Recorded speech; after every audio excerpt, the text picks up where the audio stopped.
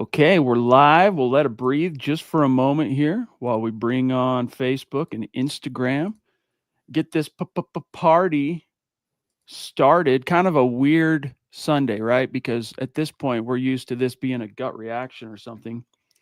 And Sunday's about over, and we still don't have a Bronco game. So we're kind of like, it just feels different, right? But welcome in, everybody. It's the Mile High Huddle podcast. I'm your host, Chad Jensen, and with me, my fellow football priest, who you know, who you love, Zack Kelberman. Zack, how was Thanksgiving, dude? Did you chow down? Did you get after it? Thanksgiving was good.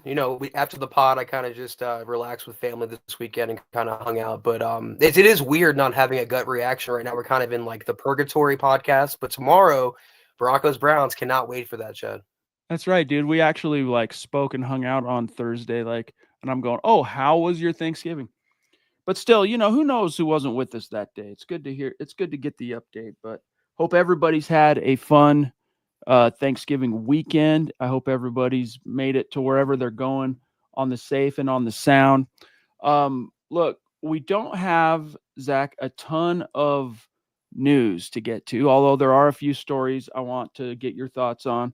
So we're just going to kind of meander on tonight's episode and see what's on y'all's mind. So don't be shy about sounding off. Get your supers in, get your questions. We love you. Thank you. Like this man right here, who we're twinners today. If you took a screenshot of me right now and put it on a YouTube profile pic, David and I would, in fact, be YouTube twins. What's up, bro? He says, good evening, Broncos country. Chad, Zach, and Deacon Scott. Hashtag God bless the USA. Hashtag 10 and 7 plus. Let's go, Bo. MHH for life. Buckham ×3. Broncos for life. Knicks for 6. Very, very kind of you, brother. Yes, it's shaping up that way, but man, you just never know, Zach. Any given Sunday, or in this week's case, any given Monday night, you don't know how that cookie might crumble. The Cleveland Browns, they're still a legit team, and they're 2-2 with Jameis. Especially with the Broncos looking forward to a bye week finally. Sean Payton said he never had one this late in the season, so they can definitely use the week off to kind of rest. And they can't overlook Cleveland by any means. It's going to be a tough matchup at home, prime time. We have to hope that Bo shows out and overcomes that little back injury that he had, Chad. Totally. We'll see. He was a full go the first day of practice, which was Thursday.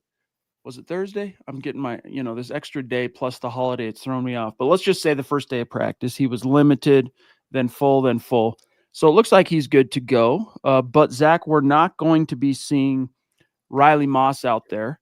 How much that ends up affecting things remains to be seen. Now, the Broncos seem to handle, thank you, David. They seem to handle Riley Moss's sudden exit from last week quite well. Sean Payton over the weekend gave some props to Levi Wallace, gave some props to Damari Mathis, but those guys are going to need to step up again on Monday night because Riley Moss is out. He'll end up getting 3 weeks really of real time, right? Because he got all this week. He'll get the bye, and then they can basically play him light walkthroughs the week of week 15, and then he should be back good as new. Let's hope. I think what you wrote was right, is that they let on a little more than it was with the injury, Chad. Sean Payton kind of downplayed it, but it seemed like it was an MCL sprain for Riley Moss. So, yeah, more Levi Wallace. Hopefully some Chris Abrams-Drain as well on Monday night, the rookie who looked really good in preseason. Fortunately, Cleveland, they have Jeudy, they have Njoku, the tight end, but receiving weapons, if there's a game where they can be without Riley Moss and win, this is one of those games, Chad. Speaking of, the defensive backfield, how things are going to work out with the Browns' particular collection of skill position, we're going to talk about that here next after we give a tip of the cap and some shouts to the Ronk, who says, good evening, Chad and Zach on the Mile High Huddle podcast. Go, Bo Broncos. Thank you, bro. So good to see you. Hope you're doing well. Appreciate you being with us tonight. Zach, I'm trying to remember if we had a chance to talk about this on Thursday. I'm trying to remember exactly the timing. I think it might have been Friday, the Jerry Jeudy thing. In fact, hold on. Let me just find it real quick. Yeah. So this was November 29th. So yeah, this was Friday. He was quoted, Zach, by Tony Grossi of the Land on Demand, which is, Cleveland, the Land on Demand, by saying, he was asked, hey, you're going back home to where the team that drafted you, where you spent so much time. What are you feeling like heading in? He said, quote, this is Jerry Jeudy, quote, my feelings, I just want to go back up there and whip their ass, close quote. So, Zach, first of all, before we get to what Surtain said about Jeudy, what are your thoughts on him kind of, I don't know, sending a message, sounding off? What are your thoughts? Par for the course when you have a former player, playing his former team. And I think Cortland Sutton said it best. He called Jerry Jeudy his guy, but that he has a tough matchup against PS2. As good as Jeudy has been playing this season, with Jameis Winston especially, I just don't. We saw him firsthand. We know what he's capable of. We know he's not consistent, Chad, and we know that he can drop a pass or kind of create a mistake at any moment's notice. So I'm not worried about Jerry Jeudy in this game, honestly. Well, old Pat Surtain, he's got a plan for him. And to me, it's just like, I don't know. You could, if you're Jerry Jeudy, just take the high road. My feelings, hey, a lot of good memories there. They took me in the first round. Looking forward to seeing a lot of familiar faces. But we got kind of like the Justin Simmons approach. This shows you a very clear divergence, I think, in just player character. Simmons, all those same things I just said. Hey, they drafted me. They invested in me. I got a lot of buddies there. I love the community. Looking forward to going back. But I got a game to win. We got to win this game. The Falcons got to win. Jerry Jeudy, no. He's got to try and, now we're going to whoop their ass and all that. So, hey, it shows you kind of the difference, Zach, between players. And Jeudy always has kind of been, what's a good word for it? Petty, so to speak.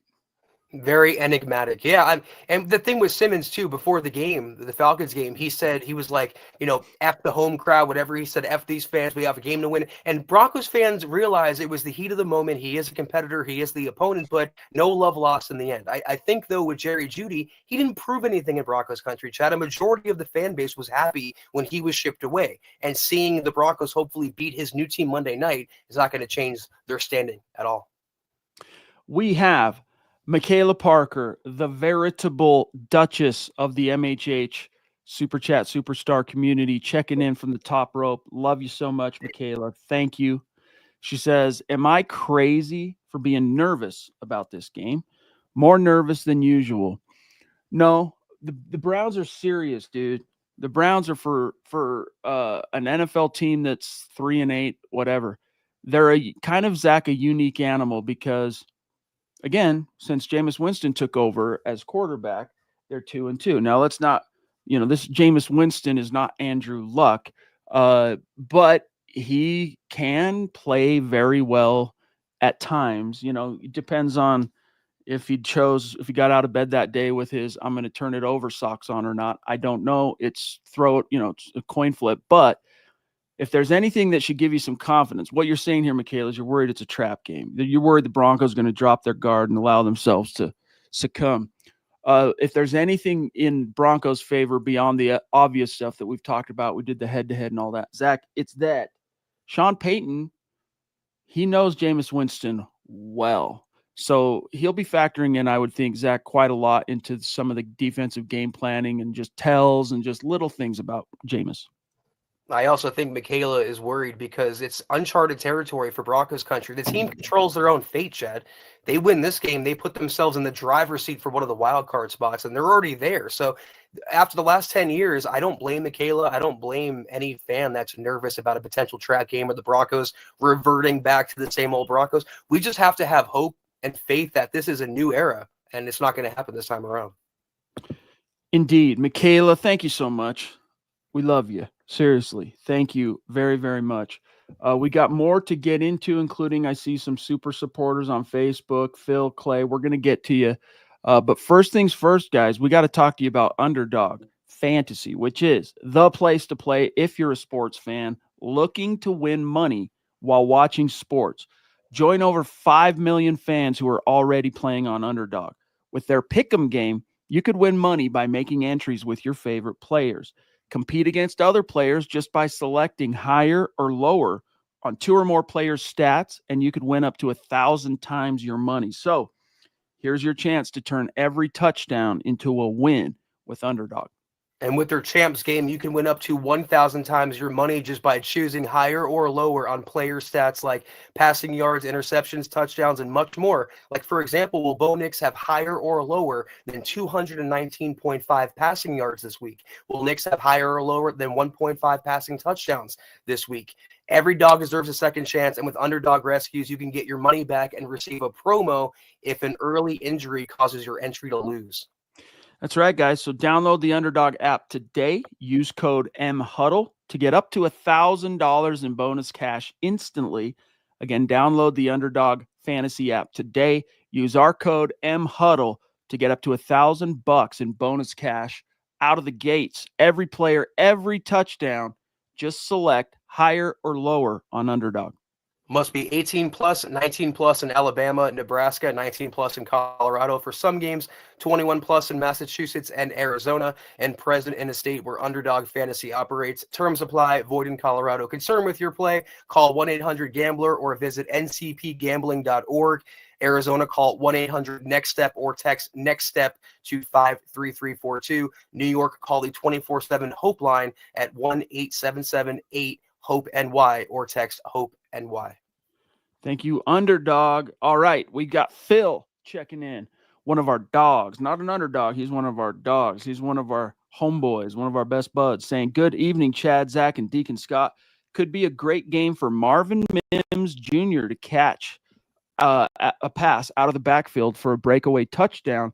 Hashtag Buckham, MHH for life, Broncos for life." Yes, indeed. This week, I mean, we all know that he's played a much more, I'll say, featured role in the Broncos offense, I'll say, the past 3 weeks. And over the weekend, Zach, it's kind of interesting because Sean Payton admitted that he has been kicking himself. He said, quote, "I think as a coach, I'm mad at myself that we didn't begin looking at this earlier," talking about Mims as a running back, as a gadget guy. "He does such a good job running when you watch him return punts that vision can carry over to certain runs in your offense and then certain things in the passing game." So, Zach, close quote, he had a 37-yard catch and run out of the backfield last week. Phil's seeing another one this week. Yeah, I mean, I don't really care how you get the ball to him or what he does with it as long as the ball's in his hands, because his speed and his talent is so obvious, Chad. He's the only one, really, except for maybe Troy Franklin, that has that game-breaking speed and athleticism, dynamism on offense. So I agree with you, Phil. I mean, hopefully Sean Payton lives up to what Chad just said, but whether it's a run, pass play, trick play, he could be Tavon Austin in this offense. Just get him the ball. Let him do his thing. Indeed. We're still always wondering, we're still left wondering, I should say, why he has failed to launch still up to this point as a receiver. And I think some of it has to do with whatever his propensity is for learning his role, mastering the playbook, calls. I got to assume that has something to do with it, because even though Sean Payton values the big-bodied receivers, we know how much that's like his thing. I mean, you look at Cortland Sutton, 6'4", Devon Vele, 6'4", Josh Reynolds, he's either 6'3" or 6'4", even Troy Franklin, 6'1", little Jordan Humphrey, 6'4". I don't think that explains why he's not getting action, though, Zach, as a receiver. I think it has to come down more to just between the ears stuff, where the coaches don't feel like they can quite trust him as much, but somehow they can in this department. Yeah, that's exactly what I was going to say. Sean Payton, you have to earn his trust. Somehow, Lil Jordan Humphrey earned his trust in New Orleans, and that's, ever lasted. But Marvin Mims, whether it's the fumbles, him not running the right route, drops, that puts you in the doghouse. And with Sean Payton, once you're in there, Chad, it's very hard to get back out. Just ask Russ. Not Right. only get back out, just, hey, go find another doghouse. Although Russ had himself a day today, I got to say. 100 yards. Hey. I'm just rhyming up here. Clay Wise, knowing Jameis Winston's history, I can see Pat Surtain stepping in front of Jeudy for a pick. I could too. And that's one thing, I think, I'm not sure exactly how many times the Broncos have faced Jameis since he entered the league in 2015, but I don't remember anything not going our way. And that is one of his calling cards or hallmarks is the boneheaded turnovers at the most inopportune times if you're on his team. But here's what Pat Surtain said about Jerry Jeudy. He didn't push back. He took the high road, but he kind of laid out, Zach, a blueprint, or at least kind of sketched out his approach to when he's lined up with Jeudy. Quote, just knowing your keys and being patient with him. Obviously, he has a lot of stuff at the line, and his route running ability is top tier. You just have to be patient, trust your technique, and use your leverage, stuff like that, to win. Definitely, we've watched a lot of film, and we have a good game plan going on, close quote. So time will tell exactly, Zach, how much Jeudy ends up factoring in, but they're going to try and get him some redemption in Mile High. You just can't let Jeudy get a free release off the line of scrimmage. This is a game where Pat Surtain has to be playing bump and run press coverage, throw Jeudy off his timing, throw Jameis and Jeudy off their timing, and that you won't have any problems. But he gets the ball in his hands and he has some room to operate, Chad. He does have some space. He does have good feet, and he could do damage if given the opportunity. Boy, oh boy, it's coming down in Buffalo. It's looking like a winter wonderland. Bills, Niners. Max, what's up, dude? Up in Canada, north of the 49th parallel, proving Broncos country, not a geographic location. It's a state of being. That's a fact. And it's wherever you are. And that's where Max is. He's in Manitoulin. I don't know. Good evening, Broncos country. Chad, Zach, and Scott from Manitoulin. I don't know. I'm going to keep butchering it. Sorry I missed the last few shows. Had lots of plowing to do.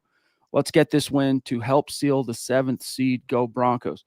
Yeah, bro, I bet you have, because, Zach, I knew a dude that was from Alberta. Now, if memory serves, where Max is in Ontario, but, these are provinces up there.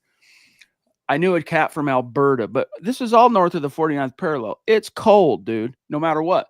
And he told me some stories growing up there of what it was like. You had to have a lot of forethought and planning in the wintertime. In everything you did, you had to plug your car into a heating block every night. A lot of cats go bye-bye that way because they're trying to get out of the cold. Oh, here's a warm heat source. They go up on it, and then you start the car or something, and it gets them. Not good stuff, but it's a danger. Like living that far north, like if you're driving a 10-minute, a lot of stuff up there is rural. Not necessarily, I'm not sure if where Max lives is rural, but bear with me on this anecdote. You could be just going 10 miles between towns, for example. You better have a blanket planned. You better have different things, because if you have car problems, you break down in that sub-zero temperature, you might not make it. It's kind of crazy. So I bet you have had to do a lot of plowing lately, a lot of snow up there. Yeah, Max said he got 2 feet of snow, so that's not for me. Woo. You're a braver man than I am, Max. Yeah, that happens to us in the Rockies at times. Not necessarily 2 feet, obviously, but I was hit.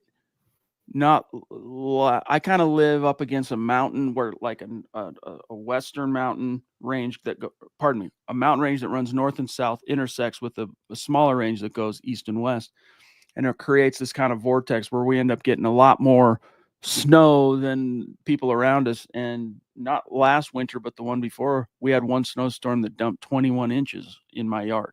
It was a blast. Let me tell you, thank goodness I have some young, healthy teenage and young adult boys to help me go crack this thing, shoveling. It's not fun. Okay, back to the conversation. And thank you again, Max. You are cool, dude. It's been great getting to know you in the chat here each night. Let me take a look. So Crumble Cookies, fun fact, with a win, Bo Nix would surpass Daniel Jones in primetime wins. I'll take your word for it. I haven't verified that particular fact, but it wouldn't surprise me. Daniel Jones, Zach, did not have a lot of success with the Giants. I don't think he had. Was it something like he didn't have a passing touchdown at home for like 2 seasons? The guy, it's crazy the fall off from that playoff year. Oh, check it out, dude. Check it out. We've got a few OGs. We got Big Earn in the house. What's up, buddy? Good to see you. Go Broncos country only. Bo Nix for 6. Hello, Chad and Zach. Great to see you, pal.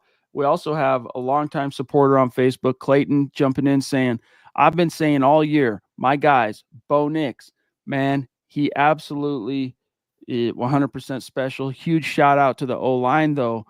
Man, another thing been saying all year, no fly zone part 2. Absolutely 100. Love it. We should be pumped. Broncos country, Broncos for life, baby. Yes, indeed. Bo Nix, he's the truth.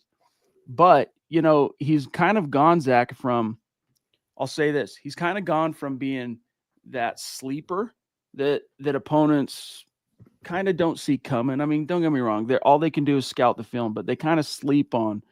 I feel like they've kind of slept on some of his more dynamic, traits. Sean Payton continues to feed him more, open things up. But now the hype is real, right? It's kind of grown into a national zeitgeist. The NFL is on to this whole Bo Nix thing. People are eating crow left and right. People are saying, "Hey, this is the presumptive now rookie of the year." So when you start getting your profile right, your clout starts to rise. Man, they come after you, and it's hard to guard against being knocked down a peg or two. They can come after Bo Nix. It doesn't matter to him, Chad. He's so mentally strong and psychologically strong that he can withstand that. He's mature beyond his years for a rookie quarterback, and he knows what comes with the territory of playing quarterback in the NFL. We've got here the Duchess jumping in again. Thank you, Michaela, helping us on kind of for our show anyway, kind of a sleepy Sunday night in between games MHH podcast, helping us keep the lights on. Love you. She says, what do you think about Nick's O'Roy campaign after what Daniels did today? Well, he did have himself a day. And for what it's worth, the official odds, even though Bo Nix won Rookie of the Month of October and then has won the last 3 Rookie of the Weeks, it hasn't been enough to officially dethrone Jaden Daniels as still the odds-on favorite to win. However, kind of seeing Zach, what's been going on around him, Daniels had a day, 206 passing yards, 3 touchdowns, and a pick. He also rushed for 34 yards and a touchdown. So 4 total touchdowns today. I think he was at 14, might have been 15 total touchdowns.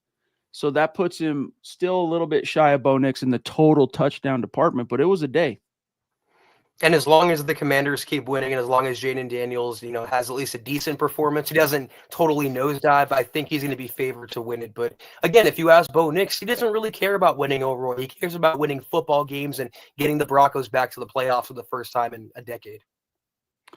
But man, they had some production today. 42 points against the Titans, 463 yards of total offense. So it'll be hard for Bo Nix to four-peat as Rookie of the Week, but we'll see. I still think when it all comes out in the wash, you got 5 more games for the Broncos. I still think Bo Nix has a really good shot. If he stays on the current trajectory, he has a really good shot of upsetting. You want to talk about underdogs, of coming from behind to upset the race for O'Roy over Jaden Daniels. So we'll see. Thank you, Michaela. Speaking of OGs, we got Smouse in the house. Zachary, a.k.a. Unique Prepping, with his channel that does quite well on YouTube. We're still super stoked for you, big dog. I'm proud of you. He says, speaking of weather, I'm having a stream tonight about weather prepping. Let's go MHH and Broncos. I believe a W 35-21.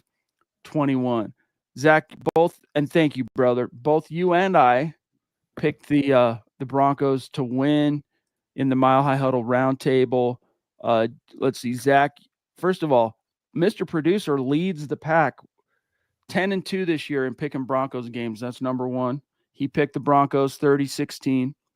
Then, Zach, you picked the Broncos with an 8-4 record. You picked the Broncos 20-17 over Browns. And then myself, I'm trying to remember my exact score. So I'm 7-5. I've dug myself a little bit out of a hole, but I'm still 7-5. I picked Broncos 24, Browns 18, Zach. Whether it's 1 point, whether it's 13 points or 50 points or 14, as Zachary's saying here, a win's a win is a win. And it could be a close game. It could be a trap game like Michaela was talking about, but all of us have confidence that Denver will, in the end, pull it out. Also, guys, real quick, just so you know, I'll remind you of this at the end of the podcast tonight, but there won't be a Broncos for breakfast tomorrow morning because the Broncos are playing on Monday night. So it's going to be Tuesday. Broncos for breakfast Tuesday morning. So look for that. Okay. I mean, honestly, I'm not really. Okay, well, hold on. Let me see what he's saying. Bo will keep pace with Daniels, 3 touchdowns and 1 rushing, plus over 300 yards passing. Go, Bo. So, Pro 16, you're saying Bo's going to have 3, he's going to have 4 total touchdowns and over 300 yards passing? Man, if he does that, boy, buckle up because things are going to get wild around here as far as the hype, the Bo Nix hype, Zach. Somewhat. I mean, there'll still be other people like the Ringer ranking him the 31st best quarterback in the NFL, but it comes with the territory of playing quarterback for the Broncos. If he can have those yards and stats, it means the Broncos won going away tomorrow night, Chad.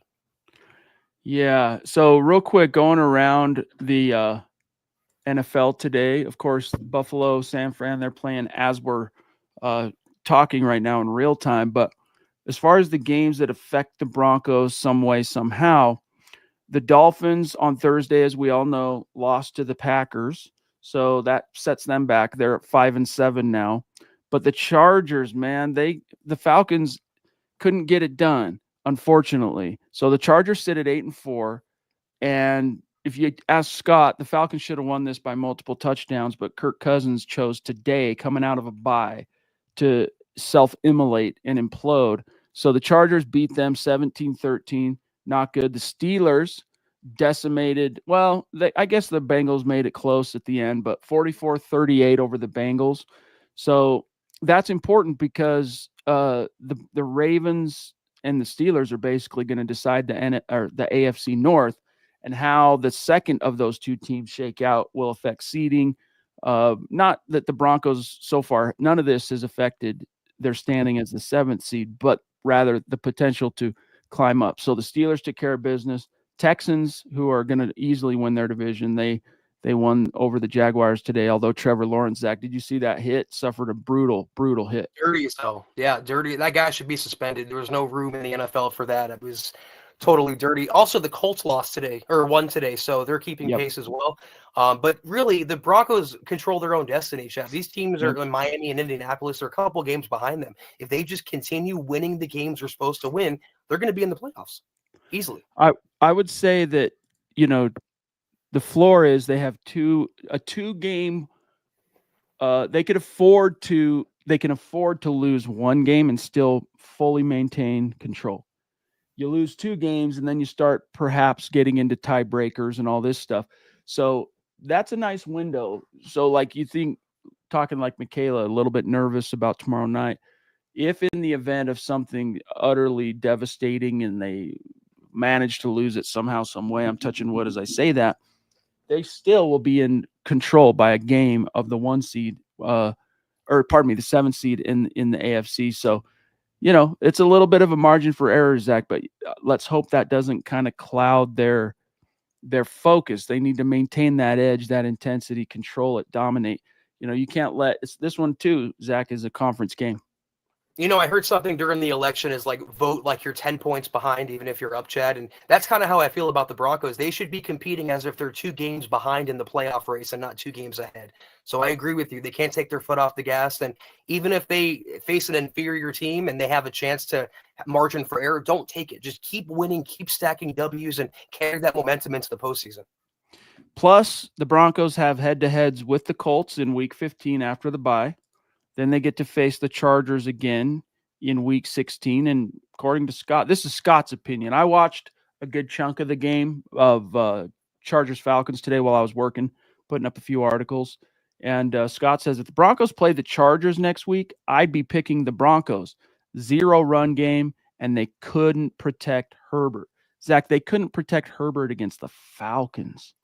Wrap that around your brain. He says Falcons up their sack total 50% on the season by virtue of Week 13. Whoa. Yeah, well, they didn't have J.K. Dobbins today, so they had to pass the ball more, and they're still having problems. Even though they drafted Joe Alt, they have a good line. Herbert takes a bunch of sacks. So it's a run-first offense. They were thrown off their game today, still won, though. Broncos, we'll see them, though, Chad, in primetime, just a few weeks. That's right. So after tomorrow night, you get Week 14's a bye. Week 15, is home against the Indianapolis Colts. Then you go on the road to take on the Chargers for your final meeting of the season with them on a Thursday night. Remember, that got moved, so it's a short week turnaround. Week 17, the Broncos then are on the road to play Joe Burrow and the Bengals, and then they close out at home against the Chiefs, an opponent that ostensibly might not be resting every starter, Zach, but I'd guess that if they play Mahomes and Kelsey and guys like that, they'll play him for like a quarter if they play him at all. And they'll rest their starters because they'll probably have the 1 seed. Now, if they have something to play for, all bets are off on exactly what caliber of opponent actually takes the field. But at home, even if it is, Zach, Mahomes and Kelsey at home, seeing how close, and I mean, the Broncos by rights should have won that game if not for one of the just stupidest ever fall down, just whoopee cushion plays of all time in Bronco canon. I like their chances of straight up beating the Chiefs at home again like they did last year. Yeah, and if it's a win and an in scenario for Denver, Kansas City could play, up for that, try to play spoiler for that. But hopefully it's not. Hopefully the Broncos have one of the wild card spots locked up, and that game doesn't matter for either team. But regardless, I think, like you said, they'll be resting a lot of their starters or playing a lot less, and the Broncos should have a great chance to officially clinch that day. And what a day that would be, Jed. Scott says the Falcons had 21 minutes and 39 seconds of second half possession and outgained the Chargers 242 yards to 38. They ran 50 plays to the Chargers 17. This is, of course, again in the second half, and yet they were outscored 8-6 in the second half and lost. Sounds like a Raheem Morris team to me, Scott. You know what I mean? Like, it sounds like close but no cigar, inexplicable meltdowns, and Kirk Cousins. He's an enigmatic quarterback to me, Zach. Like, he's Peyton Manning pre-Super Bowls light, in that he traditionally does real well in the regular season. Then you get to the postseason, it's like, where'd he go? But he also has these, I'm going to use this word again, inexplicable meltdown games where you're like, really? You threw that? Like that final throw that was picked off by Derwin James. It's like, really, dude? All the chips were on the table. You didn't see that there was a dude literally running in front of your receiver? Stuff like that. I don't know about Kirk Cousins. I know you like him a lot, Zach, from that Netflix show made you have a lot more respect for him, but sometimes I don't know what the hype's about. Yeah, I like him as a person for sure, and I like him as a quarterback, but that Achilles injury, I think, just sapped a lot of his talent, Chad. I don't think he trusts his drop back. I don't think he trusts his strength. And I don't think he trusts himself this season. And he's also getting older. You wonder watching him in that end zone pick he threw where he just like literally lobbed the ball into traffic. Is he washed? Is he ever going to be the same Kirk Cousins? And this is a quarterback that, we were considering a few years ago, the Broncos signing to a big free agent contract. And things work out the way things work out. I'll say that. Well, if you recall, according to, I want to say this was Woody Page, when John Elway was lubing the deals to get Mike Shanahan back as head coach following his botched hiring of Vance Joseph. It was going to be a chicken combo type thing where Shanahan comes to Denver and Kirk Cousins follows him. But when that got nixed at the top by then CEO and the manager of the Pat Bowlen Trust, Joe Ellis, the whole Kirk Cousins thing never came to fruition. He ended up signing with Minnesota. We got, if memory serves, was it Case Keenum? Yep. I'm trying to remember the timing of this, but anyway, I digress. Yeah, we got Case Keenum, and then we got Joe Flacco, and then we got Teddy Bridgewater injury. Oh, the carousel, Chad. Do not miss that at all. So that's right, because he hadn't fired Joseph yet. He wanted to. So that was part of the calculus of Joe Ellis, was like, no, you can't throw this particular baby out with the bathwater. It was one bad year. Let's go back to the well one more time with VJ. And so Shanahan, that whole thing with Cousins nixed. They ended up going out signing Case Keenum. Case Keenum. What a just piss poor harbinger of how things shook out. Like, if you're Case Keenum, Zach, and you're in that press conference and your GM, who just gave you a nice deal, basically amounted to a real fat 1-year deal, Most money you've made it so far this year. You're coming off, or you're in your career. You're coming off a playoff, a miracle kind of game and season really, where you led the Vikings deep into the playoffs against Sean Payton's Saints, et cetera, et cetera. And you're in the room at Broncos HQ in the conference room, and your guy's up there about to introduce you, and he goes, and here's Case Keenum, and then corrects himself. I mean Keenum. How would you feel about that, dude? Would you just dismiss, or would you go, ooh? Would there be any superstition in you that was like, ooh, I maybe would feel like that, foreboding? and then I would take a look at my phone and my bank account and be like, okay, a little up better now. It's God's honest truth. True. Yeah. We can't shed too many tears for these millionaires, right? No. God love them. I'm so stoked that they have the opportunity to make that kind of money. You know, the States. It's a wonderful place. The Ronk here, Denver Broncos and Indianapolis Colts are going on the same bye week after. Yeah. Both on a week 14 bye. So that'll be fun to see how it shakes out. Okay, we're at about 35 minutes. We still have some time here, guys. But anything burning topic-wise, questions, get it in the chat. We'll be sure to get it before we dip out. Crumble Cookies, how long have the Broncos been the 7th seed? 3 weeks? Yeah. Is it 3 weeks they've been in control of it, basically? And as each week has passed, you know, they keep winning, and other teams around them vying for it haven't been as consistent. So they've been able to build a little bit of a lead. Yeah, I was going to say I go on Tankathon after every game, after every week to see the updated standings. And for about 3, maybe 4 weeks, I've seen the Broncos in the 7th seed. So that's where it's at. All right, let me see here. Yeah, I think we maxed out on the Cousins talk. So let me scroll a little bit more here and just see. Yeah, Jeudy is weak mentally. That showed Crumble Cookies again in the altercation between Steve Smith last year. It's kind of weird because one of the things, in fact, Sean Payton said this about Jerry Jeudy this past week, that his football IQ is high, and yet he does a lot of dumb stuff. So this goes to show you there is a difference, Zach, between intelligence and character. I think it's more about a character gap relative with Jerry Jeudy. It's not that he isn't smart. It's not that he doesn't know what he's doing. He knows what he's doing. So like when he pipes off about something, he knows what he's doing. He just doesn't care. That's a character thing.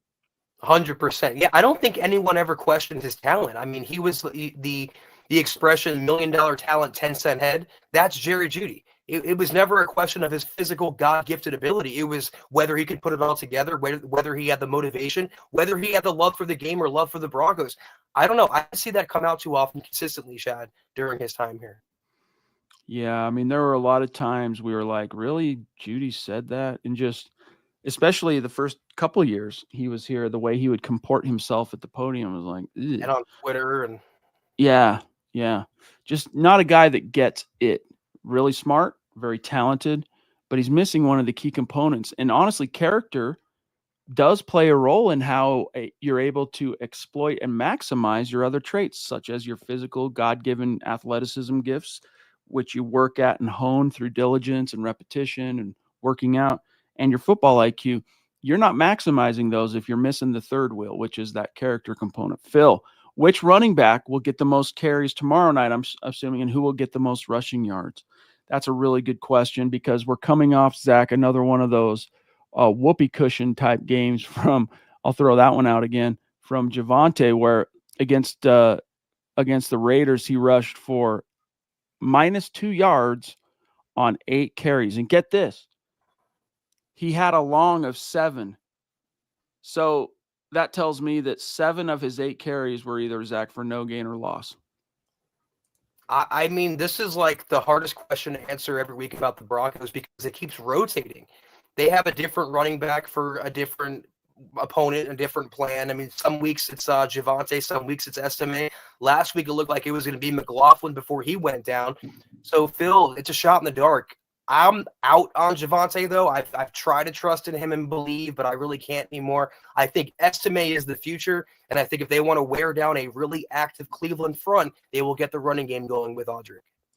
Let's remember, too, the Browns rushing defense, I think this might be why Phil is asking.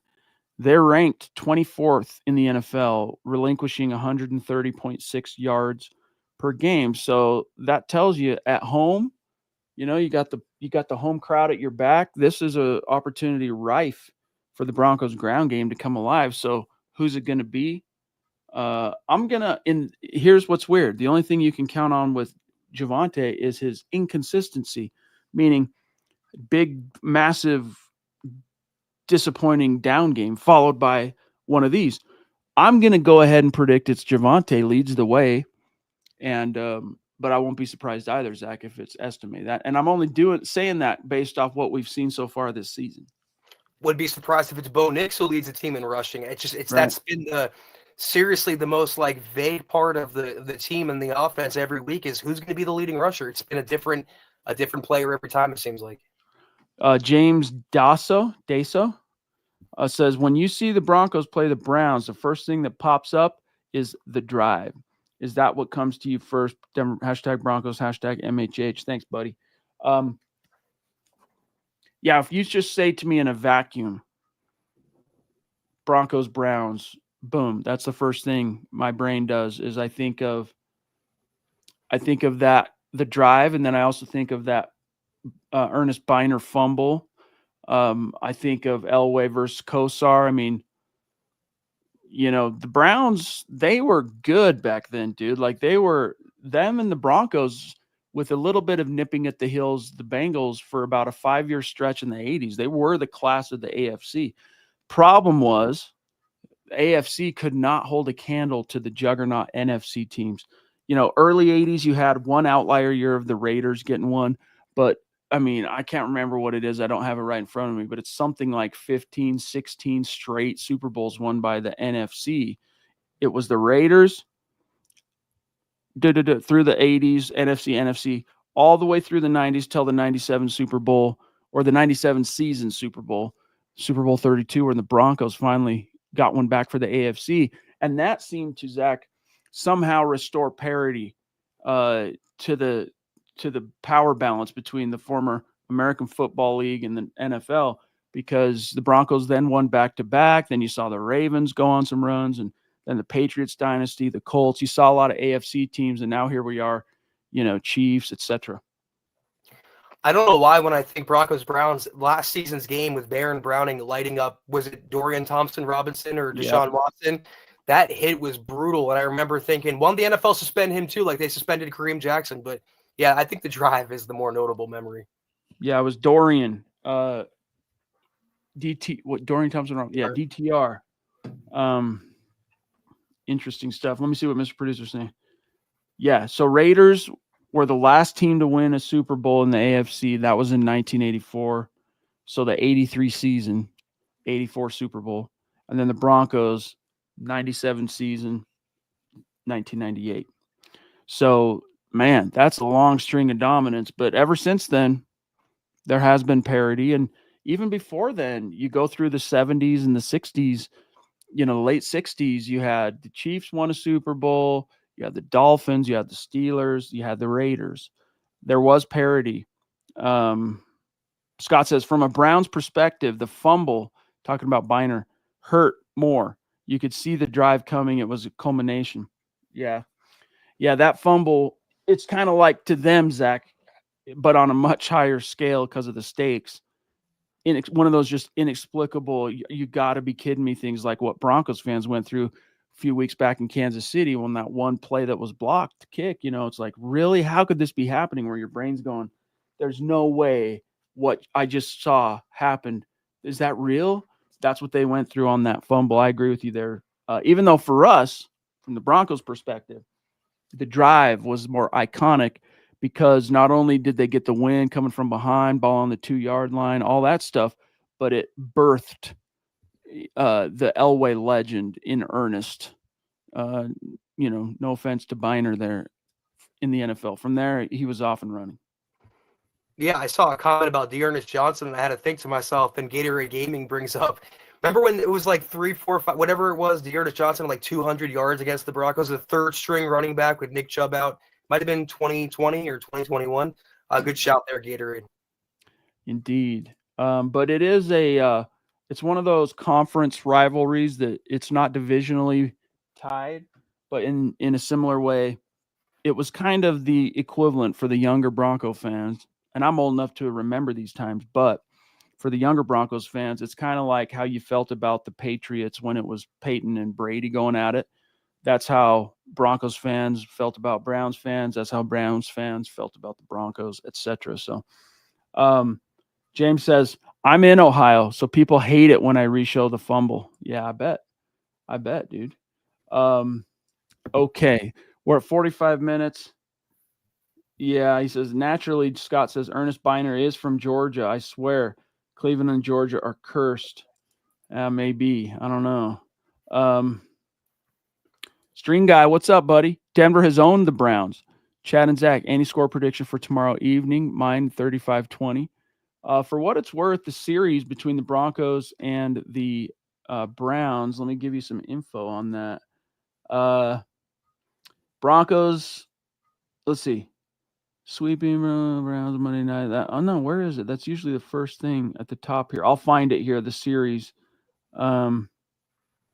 Okay, Broncos record against the Browns, 22-7, 12-4 at home, 10-3 away. I didn't realize it was that lopsided. Wow, 29 total series meetings all time, Zach. Broncos are 22-7. I think you had an 8-point victory. I could be wrong for the Broncos. I had 2017. Broncos win tomorrow, String Guy. So maybe a little bit of a low-scoring game, a little bit of a unsexy game, sloppy game, trap game, whatever. But we both feel like the Broncos will pull this out tomorrow night. Yeah, we'll see. We shall see. Okay, guys, we got a few messages for you. Then we're going to dip. Don't go quite yet. Tremendous episode, as always, of the Mile High Huddle podcast. If you're not doing so, please follow us on Twitter at the MHH Pod. You can follow the main account on Twitter at Mile High Huddle. Chad at Chad and Jensen, myself at Kelberman NFL, and Scott, our producer, at Scout Kennedy. If you guys want some merch like we're rocking each and every single podcast, check out MHHmerch.com and get you some. If you haven't done so yet, please drop us a like at Facebook.com/Mile High Huddle Pod. You can find us on Instagram at mile_high_huddle. If you're listening on Spotify or Apple Podcasts, make sure you're leaving your football priest a 5-star review for a chance to win some merch each and every single month. But if anything, y'all, please subscribe, like, and share this video and every video you see on the MHH channel. It really helps us grow and reach more Broncos fans just like you. The Ronk, thank you, bro. Great show tonight. Chad and Zach on the MHH podcast. Go Bo Broncos. Indeed, all three of us, Scott, Zach, and myself, are picking the Broncos to win this one. But again, Broncos can't afford to drop their guard against this Browns team because they are playing a improved brand of football with Jameis at quarterback. So it's going to be a good game. I think it's going to be competitive, and Bo Nix gets a chance now with his legend rising and the hype train a-rolling to ply his wares in front of a nationally televised primetime audience. So that's going to be really cool for him. Papa Bear, shout outs, mile high salutes to the great Super Chat superstars and supporters tonight, helping us literally keep the lights on. The Papa Bear, David McElrath, the Ronk, the Duchess, Michaela Parker, love you, Phil McLaughlin, Clay Wise, Max Rio? I don't know. I can't remember if we fully defined pronunciation on you, Max. Help us out in the chat. The Duchess, of course, again. Zachary Smouse, Unique Prepping. And I think that covers everybody on the donations tonight. So thank you. Love you guys. We will see you, Zach and I, tomorrow night for the gut reaction. It'll be a later show, of course, because the game kicks at what time does it kick? Kicks at 6:15 Mountain, 8:15 Eastern. So we'll be going live somewhere around like 9:15 to 9:30 tomorrow night, Mountain Time. So have a great start to your week tomorrow, though, guys, and we will see you post game for the gut reaction. Can't wait to check it out with you then. And reminder, no Broncos for breakfast in the morning. That's going to be Tuesday instead. We'll see you tomorrow for the gut reaction. Have a great rest of your Sunday. Take care, and as always, go Broncos.